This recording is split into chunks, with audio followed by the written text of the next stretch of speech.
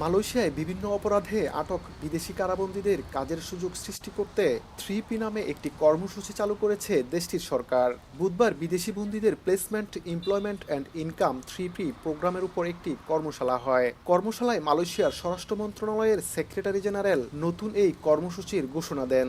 বর্তমানে মালয়েশিয়ায় 21 লাখ বিদেশি নাগরিক বসবাস করছেন। এর মধ্যে কারাগারে রয়েছে বাংলাদেশি সহ প্রায় 12,000 বিদেশি। সাজার মেয়াদ শেষ হওয়ার পরও অনেক কারাবন্দী অর্থের অভাবে নিজ দেশে যেতে পারছেন না। এই প্রোগ্রামের মাধ্যমে উপার্জিত অর্থ দিয়ে দ্রুত তারা নিজ দেশে ফিরে যেতে পারবেন বলে জানিয়েছে মালয়েশিয়ার স্বরাষ্ট্র মন্ত্রণালয়। বিভিন্ন দেশের লোকদের জন্য যারা বছরের পর বছর জেলখানা আছে, তারা এখন ভিতরে কাজ করে অর্থ উপার্জন করে সেই টাকা দিয়ে বাড়িতে ফিরে যেতে পারবে। সুবর্ণ সুযোগ আসছে যারা কষ্টে জীবনযাপন করছেন, তার জন্য আমরা মালয়েশিয়ান প্রবাসী এবং সকল প্রবাসী এবং প্রবাসী পরিবার মানবিক সংগঠনের পক্ষ থেকে মালয়েশিয়ান সরকারকে অসংখ্য ধন্যবাদ। চাকুরির সুযোগ করে দিয়ে বেসরকারি প্রতিষ্ঠানগুলোই সম্পৃক্ত করলে দেশের অর্থনৈতিক উন্নয়নে কারাবন্দীরা অবদান রাখবে বলে মনে করছেন সংশ্লিষ্টরা।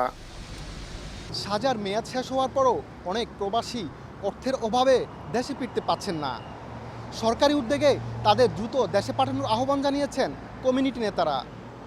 মোহাম্মদ আব্দুল কাদের, সময় সংবাদ, কুয়ালালামপুর, মালয়েশিয়া।